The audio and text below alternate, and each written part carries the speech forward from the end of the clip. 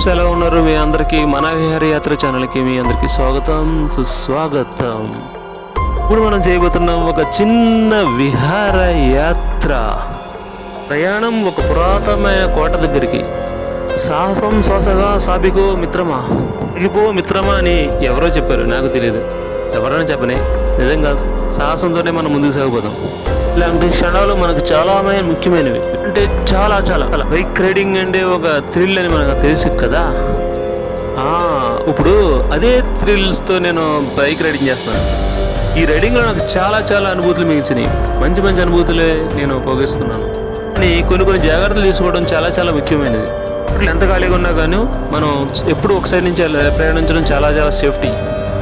ఇలాంటి టైం దొరకడం, ఇలాంటి రోడ్లు మనకి వెళ్ళడానికి అనుకూలం చేయడం, ఇవన్నీ కూడా ఒక టైం కలిసి వచ్చిందని చెప్పుకోవాలి.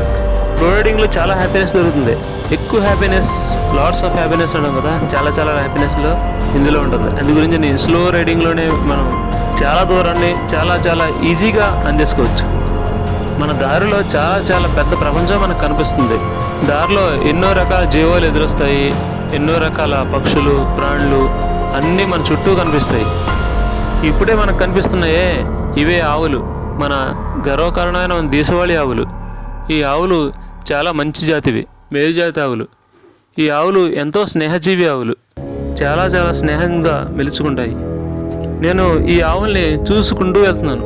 ఇంకా అక్కడ కొంత దూరంలో ఇంకొన్ని ఆవులు నాకు ఎదురొచ్చాయి. ఈ ఆవులు కూడా నిదానంగా మేసుకుంటూ వెళ్తున్నాయి. రోడ్డు పక్క నుంచే అవి వెళ్తున్నాయి.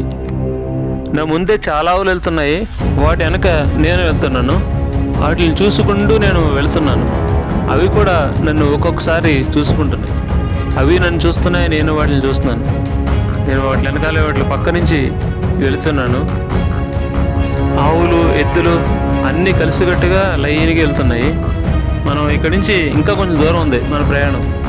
ఈ ఆవుల్ని చూసుకుంటూ వెళ్తాం. ఈ ఆవులన్నీ కూడా ఒకదాని ఒకటి వెనకాల లైన్గా వెళ్తున్నాయి.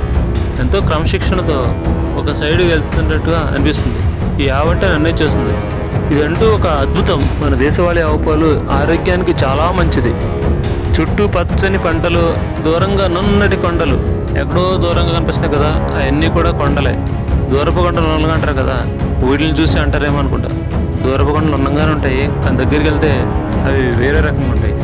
చాలా బాగుంది ప్రకృతి. చరిత్ర అంటే ఎప్పుడూ గుర్తుండిపోయేదే. చరిత్రలో అలా కలిసిపోతూ ఉంటాయి. కాలగమనంతో పాటు అవి కూడా కలిసిపోతాయి. ఒకప్పుడు ఎంతో దుర్భేద్యమైన కలిగిన కోట ఇది. అలాంటి కోట ఇప్పుడు ఇలాంటి పరిస్థితిలో ఉంది. అన్ని చెట్లు వచ్చేసి ఎలా పడితే అలా అయిపోయింది. ఇప్పుడు ఇవే కోటలు మన దేశ సంపదకు సాక్ష్యాలుగా మిగిలినవి. ఇలాంటి మరిన్ని వీడియోల కొరకు దయచేసి నా ఛానల్ సబ్స్క్రైబ్ చేసుకోండి. Thank you.